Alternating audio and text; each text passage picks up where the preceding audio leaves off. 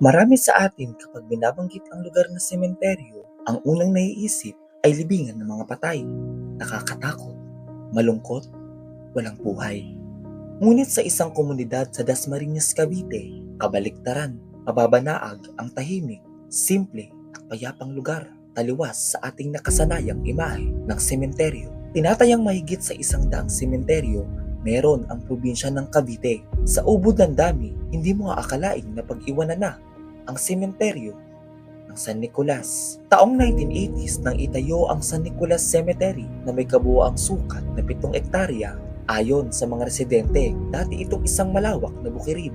Bagaman tuluyan ng napag-iwanan at inabandona ang ilang mga pumanaw, dayan pa rin naman ang tagapagbantay na Cabeza de Patay. Tay, ano pong pangalan niyo at ilang taon na po kayo?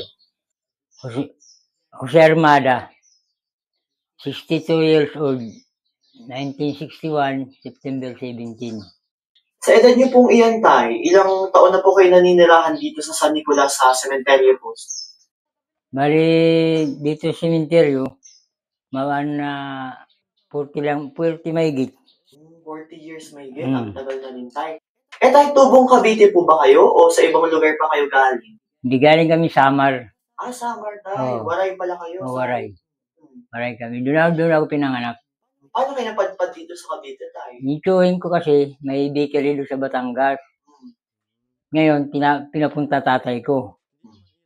Nung pumunta tatay ko, kami nasa probinsya pa, pinasunod nila kami. Hanggang sa napunta kami ng Tondo. Napunta kami ng Tondo. Yun, dito na kami, nung in-squat naman sa Tondo, dito na kami binagsak. 1980 kami binagsak dito. Itong lugar na ito, mga taniman pa ng tatay ko ng kamuting kahoy nung araw. Hindi pa po ito sementeryo? Hindi pa sementeryo na ito. Taniman niyo pa lang ito? Tay, nakapagtapos po ba kayo ng kolehiyo? Wala eh. Hanggang anong taon lang po yung Grade 2 lang ako eh. Grade 2. Tay, kung nung bata pa po kayo, ano po yung pinapangarap niyo po na, nung ambisyon niyo nung bata pa kayo? Maging abogado sana. Ay, abogado na. Wala eh. Walang pang sustos eh. Bigong matapos ng kolehiyo si Tatay Jose, dahilan upang hindi mapasa kamay ang abogasyang pinapangarap. Isang katotohanan na marami ang nakakaranas sa atin. Tay, ano po bang trabaho po ng niyo nun, magulang niyo nun, bata pa? Wala rin. Nanay ko lang nagtitinda sa Divisoria. Divisoria. Lumuluwas ng Divisoria nanay ko. Tapos yung tatay niyo po? Ngayon, magtatanim-tanim dito. Tapos sabi niyo tayo, nagbe-bakery rin siya? Nung nasa, panadero doon sa Batangas. Siyempre, umalis na kami ron, wala na. Bali tayo, dito sa sementeryo, ano po yung pinagkakabalahan nyo? Ano po yung trabaho nyo dito? Yan yung paglilinis ng mga musuliyo, ng mga bantay ko. Bali tayo, kapag naglinis kayo, magkano po yung binabayad sa inyo ng mga kliyente? Hindi, may buwanan kasi, buwanan may taunan. Opo. Ang buwanan, 200 isang buwan. Kapag per araw tayo, magkano binibigay? Pag yung nagpaparaw na ako dyan, 700 ang araw ko. Kaso bihira naman yung nagpapagawa dyan. Opo. Tapos kagaya kanina, sir, magkano binigay sa inyo? Naglinis kayo? 20 pesos. Ganyan, kay Ma'am Cabural, 30 pesos, sati kami ng kasama ko. Nag-15 kami. Bago pa man magbukang liwayway, abala na si Tatay Jose sa mga kailangan ng linisan.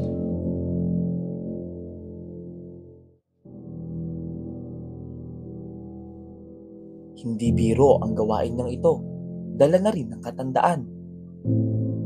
Dumagdag pa sa pasakit ang distansya at tarik ng mga nilalakaran. Isang maling hakbang, maaaring buhay ang maging kapalit.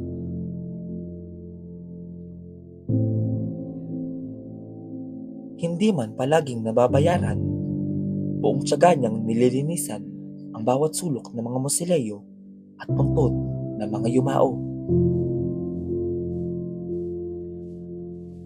Matapos linisan ni Tatay Jose ang ilan sa mga libingan na kanyang binabantayan.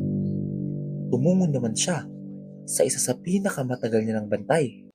Iba ang musileyong ito kumpara sa mga ordinaryo niyang nililinis araw-araw. Espesyal dahil mahigit 20 taon niya na itong inaalagaan. Kapansin-pansin sa loob nito ang mga bulaklak na disenyo ng haligi. Animoy na sa bahay ka lamang sa unang tingin. Tay, itong nililinisan nyo, ito po ang pinakamatagal nyo ng kliyente. Bali, 23 years. Oo. Sino po yung nakaburol dito? Yung Ayan po, sino po ayan, sir? Ugi. Si David. Pero kung David. mapalayo niya, Ugi. Opo. Ugi Linon. Pansin namin tayo, unang pasok namin dito, puro bulaklak. Bakit po puro bulaklak yung disenyo? Yan ang gusto ng mama niya eh. Para sabihin na, parang kwarto lang niya.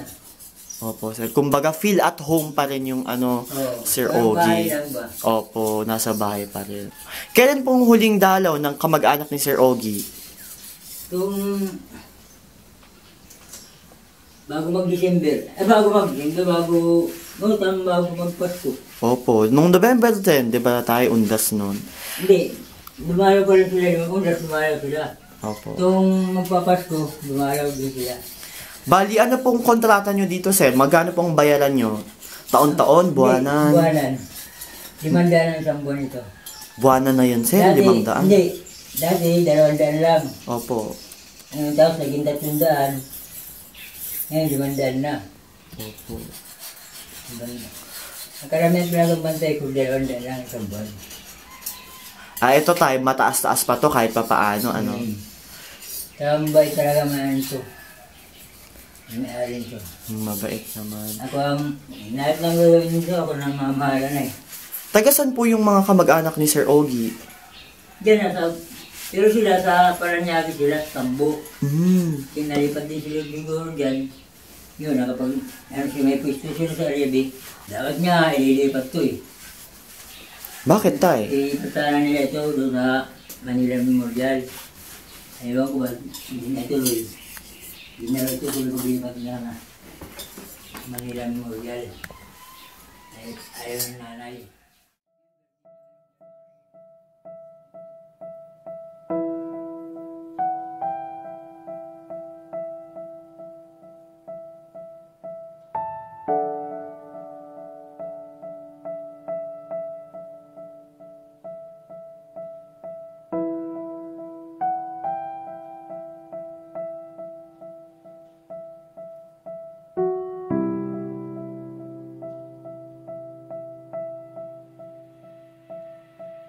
Bukod sa paglilinis at pagbabantay, isa rin sa mga parating gawain ni Tatay Jose ang pagtatanggal ng mga buto sa mga nicho kapag pasuna ang mga kontrata nito. Nag-lista ko rin para ang ganda ito. Marahil ay nakakapandiri para sa normal na mga tao. Ngunit parte lamang ito ng pang-araw-araw na buhay ni Tatay Jose. May gano'n nyo na po katagal ginagawa po yung pagkukuha ko ng... Mula no, pagpasok ko rito, 22 years na. Ay, 23 na. Tibay yan, tay? Tibay na buto? Dahil ito, sapat dito yan. Ito. Sige nga, tay. Ganun mo nga. Patunagin mo nga, tay. Na? Ganun mo nga. Yan. Katangkad ba yan? Ay, oo nga. Natuhod yan. Bias pala yan.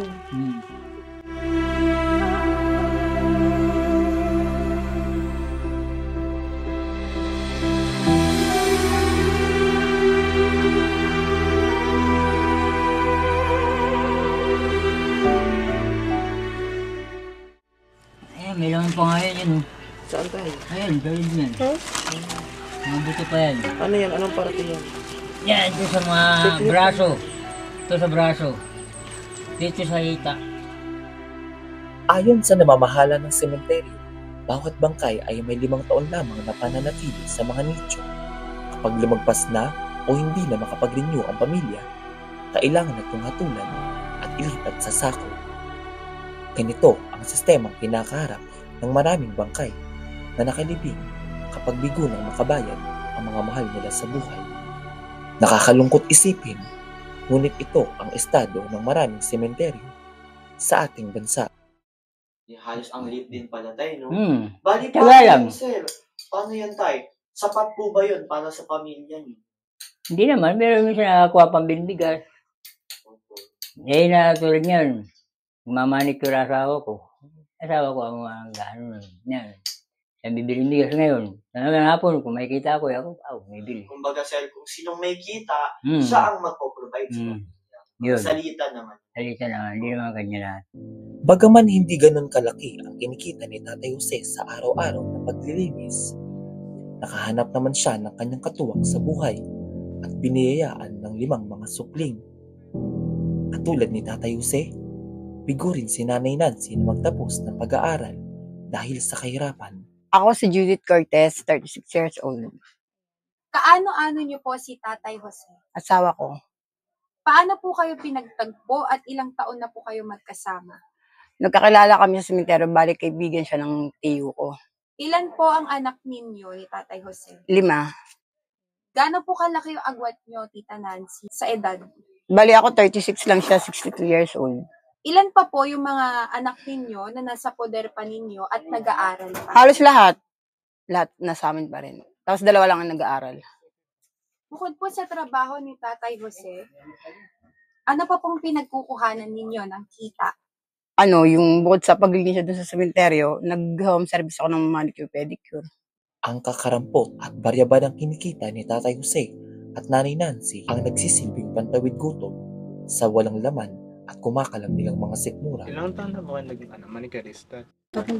Wala pa akong anak. Hindi ganyan. Yan talaga ang kanina. Ano hindi ito? Parang pinag-aralan nyo talaga? Ganyan, may nagturo sa inyo? Hindi, parang ako na isang linggo, tapos hindi ko lang dito, tapos experience na lang. Magkano naman po ang manicure at pedicure sa bawat customer? Pag service, 200. Pag dito lang, 70 ang singil ko. Pa, 70 tapos kamay, 70 rin. Bali, 140 pag pa at kamay. Pag dito lang. Sapat naman po ba yon sa pangkain ninyo ng mga anak ninyo sa pang-araw-araw? Kung kasama doon kayo sapat. Pero kung sa akin lang, kahit pa paano naman, makakaraos din naman. Hindi po ba kayo nawawalan ng kliyente, tita? Hindi naman kahit pa paano naman. Kumusta naman po si Tita Nancy bilang isang manicurista? Okay naman po, kasi nga, pinasok ko to sa trabaho, magaling siya. Promise. So matagal na po kayo magkakilala? Parang kaibigan ko na siya dito. Best friend ko. Almost 5 years na natin, no? Hindi lang. Hindi na pala. 6 mga ganun. Magkano po pumapatak yung Linis niya? Yung sahag niya? Opo, yung bayad. Depende ka sa kanya.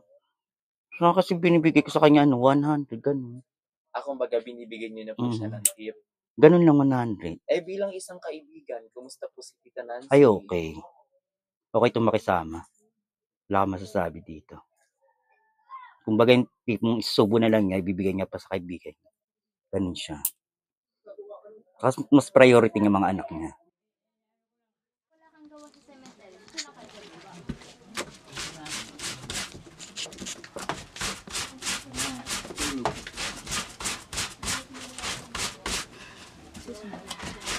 Ay, sa mga anak niyo, tita, nag-aaral. Yung dalawa, kay Marcela at saka sa bunso ko.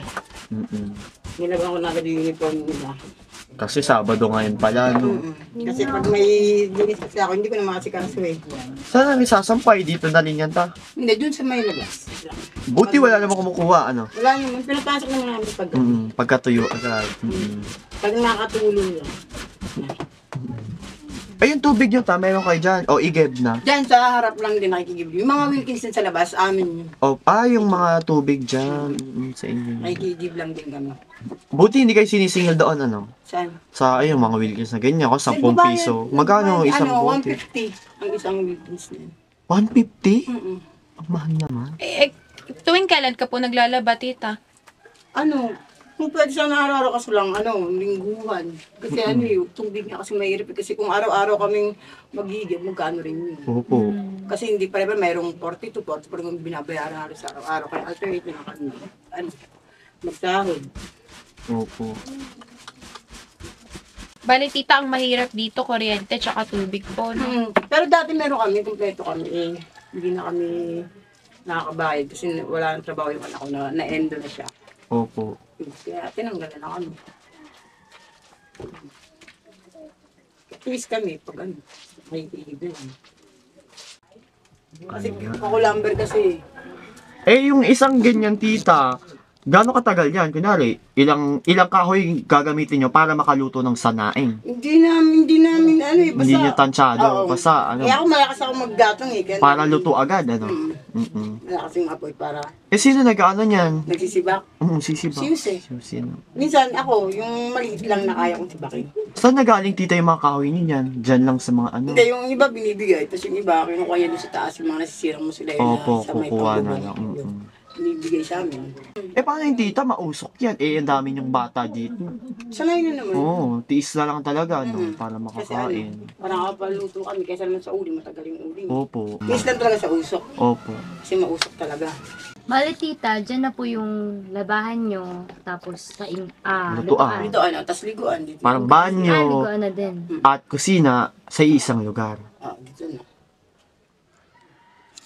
Paano tita kapag walang nagpapalinis kay Tatay Jose sa sementeryo at wala rin kliyente kayo? Wala. Ano lang, tiis lang. O kaya yung mga bata, doon kakain sa kabilang bahay sa kapatid ng asawa ko. Ang mga bata dapat tumatakbo, nagsasaya, naglalaro.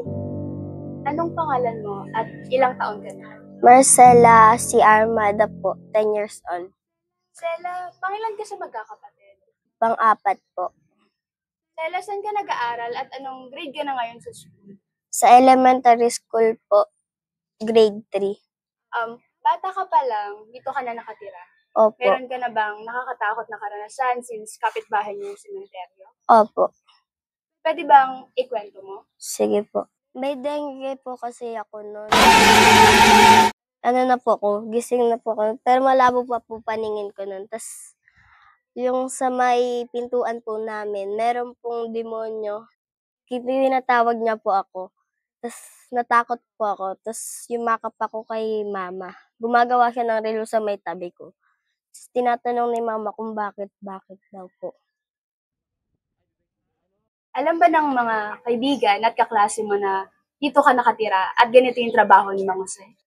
Hindi po. Nakaranas ka na ba ng pang-aasar o pang-insulto dahil dito kayo nakatira at ito ang trabaho ng mga magulang mo? Opo. Anong klaseng pang-insulto yung naranasan mo? Nung nakaraang November po, dumalaw po may classmate po akong dumalaw. Tapos po, dumating yung kuya ko tsaka tito ko. Tapos binigyan po ako ng pera ng 10 piso. Tapos yung pagpasok ko po doon, nakita ko yung classmate kong lalaki na dumalaw po dito. Tapos sa buong classmate ko po, sinabi po nila, namamalimos daw po ako. Nasaktan po ako nung sabi nila, namamalimos daw po ako. Dahil nga nakaranas ka ng ganon, may pagkakataon bang nalulungkot ka dahil hindi na ibibigay ng magulang mo yung mga pangangailangan mo? Hindi. Hindi ka ba sa kanila parang nanghingi? Hindi po, kasi po minsan po wala naman po pera. So naiintindihan mo na sila sa murang edad mo lang? Opo.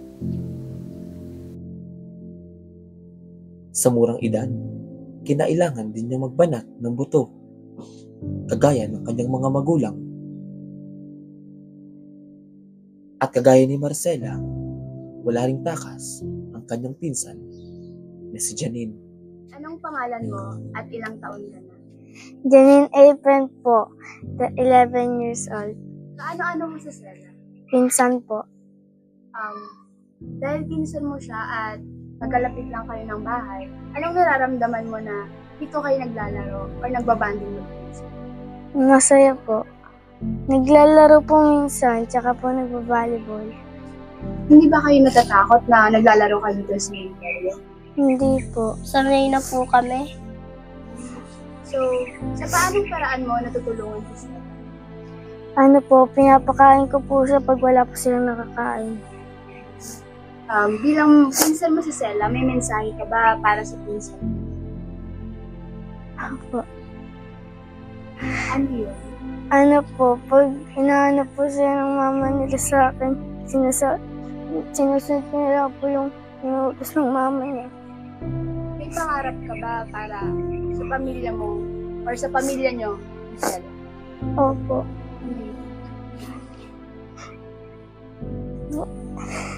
Mangarap pong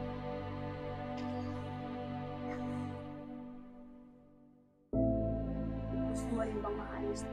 opo. Bakit? Yung mga naranasan niya po kasi naranasan ko. Katulad lang. Nagbubuli.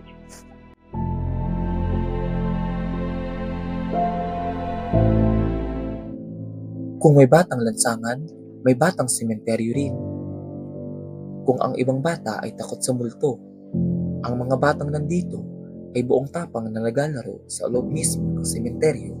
Sa aming paglilibot, nakilala namin sina King at Cyrus. Kapansin-pansin, nasanay sila sa akyat panaog na daanan. Sa pakikipag-usap namin sa kanila, pag-alaman namin na ulila na pala si King sa kanyang mga magulang. Ano pong pangalan? Pangalan mo? King Armigeda. Anong tawag nila sa'yo? King. King. Ikaw po, anong tawag nila sa'yo?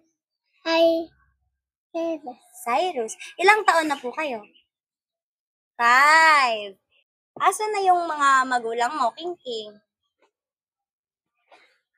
Nakulong.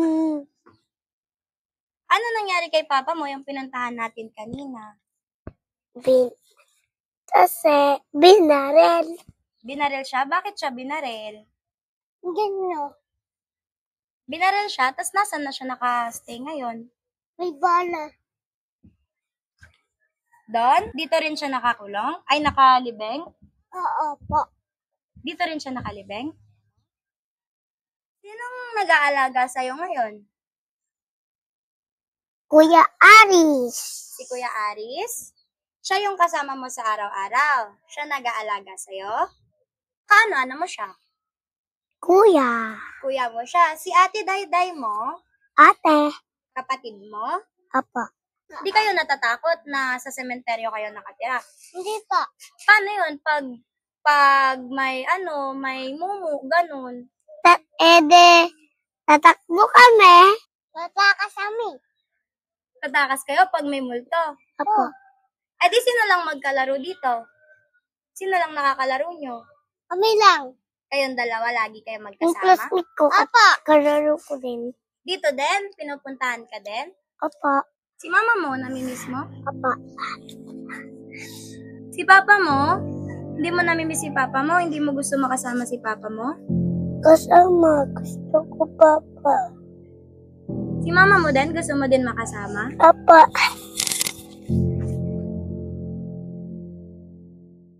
Kung iisipin, hindi dapat nandito ang magkababatang King at Cyrus. Doon dapat sa lugar kung saan sila ay ligtas at nagagabayan. Ano kayang dahilan upang ang kanilang pamilya ay mapilitang dito na lamang manirahan? Minabuti namin kausapin ang opisina ng San Nicolas Cemetery upang makapangalap pa ng mga impormasyon. Pwede niyo po bang ipakilala yung sarili niyo? And ano po kayo dito sa San Nicolas Cemetery? Ako nga pala si Monique Killing, cemetery caretaker. Sa tagal na po ng trabaho niyo dito, may na-experience na po ba kayong kababalaghan sa cemetery? Sa 4 years ko dito, wala pa naman ako na-experience. Sa pagkakaalam niyo po, gaano na po katagal itong lupang cemetery na ito? Kasi nung mga 1980s kasi lumipat kami dito sa Dasma, 1986. May cemetery na to, pero doon pala sa Magulo. Dito wala pa, puro bukid pa lang to dito. Bale, may alam po ba kayo kung ano po yung estimated na bilang ng mga nakalibing po dito? Siguro mga more or less, mga 20,000 ganun. Sa mga magpapalibing naman po, magkano po yung renta nila or magkano po yung lupa na pwedeng paglibingan ng kanilang mga kamag-anak? Hindi sa ngayon kasi, ang pinapayagan na maglibing dito, yung may mga sarili ko sila. Pero pag mga single na niches, hindi na muna in-stop muna gawa na magkakaroon ng widening. Yung widening na yun, yung mga dating daanan dito, na napanalagyan ng mga nicho, yun ang bubuhayin. Kaya, halimbawa, sa isang musileo, may pamilya, sa amin ipagawa, kasi meron naman kami ditong tagagawa mismo. Kasi kami, hindi kami po pwede mangontrata. Ang sa amin lang yung papel. Kami na nag-asikaso ng papel, kumukuha ng permit. Ang nag-estimate niyan, yung mismong gumagawa ng NITSU. Eh, yung mga nagre-renta po, magkano po yung nagre-range? Nung dati, yung may mga renewal kasi tinatawag dito dati. Every 5 years, magre-renew sila ng kontrata nila rito. Yung mga single na niches. Pero yung mga ganyan mga musileo, wala namang kontrata yan kasi sarili nila yan. Bali ang bahay niyan yun, every 5 years, 500. Pero sa ngayon, in-stop na nila yan. Wala nang renewal, wala na rin babayaran. Ano pong masasabi nyo sa mga nakatira dito sa sementeryo, sa tabi ng sementeryo? Kaya po ni Tatay Jose? Eh, yan naman sila. Tutusin, illegal yung pagtira nila dyan. Kasi yung bahay nilang lolotin mismo nila, nasasakupan ng ano. Basta nasasakupan ng public cemetery. Ang pagitan kasi niya yung ilog. Pag doon sa kabilang way na yun doon, ilog, hindi nasakop na cemetery yun. Pag dito naman sa kabila, sakop kayo. Kaya pagdating ng ano niyan, alam namin yan, iaalisin yan dyan. Sa mahigit 8 oras na paglilibot ni Tatay Jose sa sementeryo, magkano kaya ang kanyang kinita? Sasapat kaya ito ang sustento sa mga gustusin sa loob ng kanilang tahanan? Tatay Jose, kamusta po yung araw nyo ngayon? Ayos lang din naman. Kumita naman ako ng 130 yung may maghapon. Kasi nag-uulan nabira ang dalaw eh. Ikaw, Sela, kamusta naman yung araw mo? Okay naman rin. Tatay Jose, yung 130 po na kinita nyo buong magdamag po, sapat na po ba iyon para may makain kayo ngayong araw? Nakakabili naman ako ng 2 kilong bigas. Kahit paano, hanggang bukas. Yung 2 kilo na yun, 1 kilo mamaya, 1 kilo bukas. Eh paano yan, Tay? Bukas. Panibago naman uli, kung sakasakali, kung mayroon. Kung wala, asawa ko ng bahala ro. Tay, ano pong masasabi nyo sa mga taong mababa po yung tingin sa trabaho nyo dahil kayo po ay tagalinis lang ng mga puntod? Hindi, kung yun lang tingin nila sa akin wala akong magagawa. Talaga namang mababa lang din naman ang ano ko yung kulang ko Sila na ang balang sa akin, inunawa ko lang din sila. Hindi naman tayo pwedeng maano sa kanila Dahil yun ang talagang tingin nila Tatay Jose, sa mahigit 20 taon nyo na pong ginagawa ang ganitong trabaho, gaano po ba kahalaga yung pagiging sepulturero nyo? Sa akin, mahalaga sa akin dahil kahit paano, nakakatulong ako sa mga taong wala rin. Natutulungan ko sila. Kahit wala silang pera, nakakapaglibing sila. Tay, kung makakausap nyo po ang ating gobyerno, ano po yung gusto nyong sabihin o panawagan nyo para sa kanila? Kasi wala naman akong hangad na gano'n Kung nakasakali man, wala, ito lang yung kahirapan ng mga mahihirap. Yun lang ito ko. Tay, sa mga kagaya po namin kabataan, ano po yung mensahe nyo na gustong iwan sa amin? Yun na sabi ko lang, hindi niyo pag-aaral dahil ang mga magulang nagsusumikap para sa inyo. Susumikap ang mga magulang niyo para kayo makapagtapos ng pag-aaral. Yun lang ang mensahe ko sa mga nag-aaral ng kabataan. Sana pag-aaral kayo mabuti dahil yan ang kinabukasan ninyo. Tay, kung bibigyan po kayo ng pagkakataon na makaalis dito sa sementeryo, mas pipiliin niyo po bang manatili o lumipat na? So kung sa ako ang tatanungin, gusto ko na rin manatili dito. Kasi nandyan ang mga magulang ko malapit. Dalaw. Kaya gano'n na rin dito. Dahil ng ano. Dahil may edad na rin naman ako Dito na rin ako. Isa rin sa mga patuloy na dahilan ni Tatay Jose para manatili at lumaban sa buhay ang kanyang mga kaanak na dito na rin mismo sa San Nicolas inilibing. Kabilang ang kanyang mga magulang at mga kapatid na nasa iisang apartment lamang nakasilid. Yung mga magulang, nanay ko, mga kapatid ko.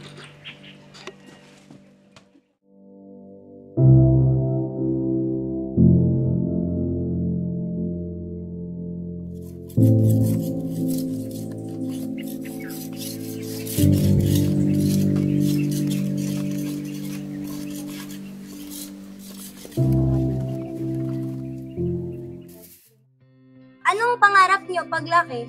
Pulis! Pulis! Gusto mo din maging pulis? Opo.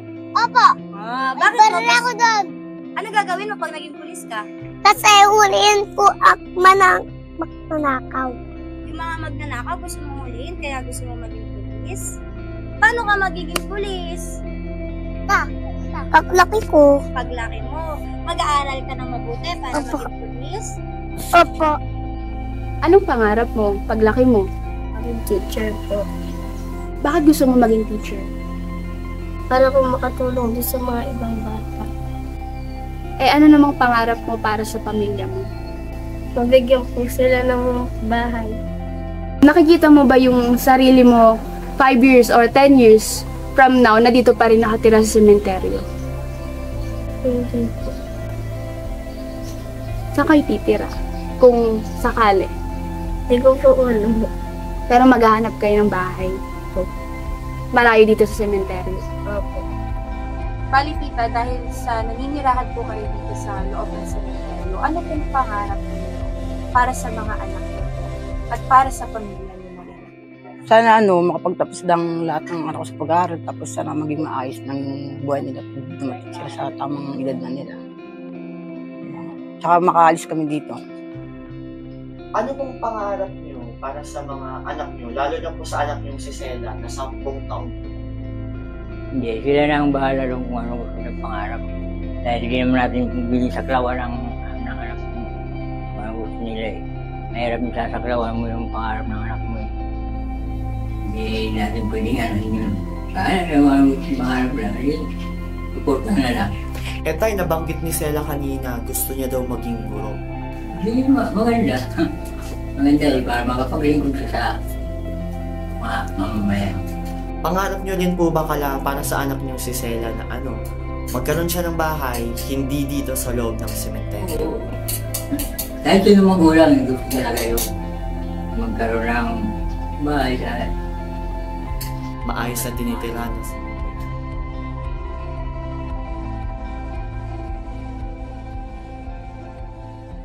Karamihan sa atin mas gugustuhin na lisanin ang ganitong klaseng lugar at takasan ang ganitong buhay. Sino nga ba kasing nais maghirap at tumira kasama ang mga patay? Meron. Ang pamilya ni Tatay Jose, mahirap pero kontento na sa buhay na kinasanayan. 44 na taon na siyang namamalagi sa lugar na ito. At kung titingnan, halos kalahati na ng buhay niya ang nilaan sa pananatili rito. Dito niya na nakilala ang kanyang asawa. Dito niya siya nakabuo ng isang pamilya. Nakatagpo ng isang komunidad na kalaunan ay nagsilbing kanyang tahanan kahit hindi talaga madaling iwan ang lugar ng kanyang kinasanayan. Tatay Jose. Salamat. Ayun po. Maraming salamat sa inyo ha. Maraming salamat.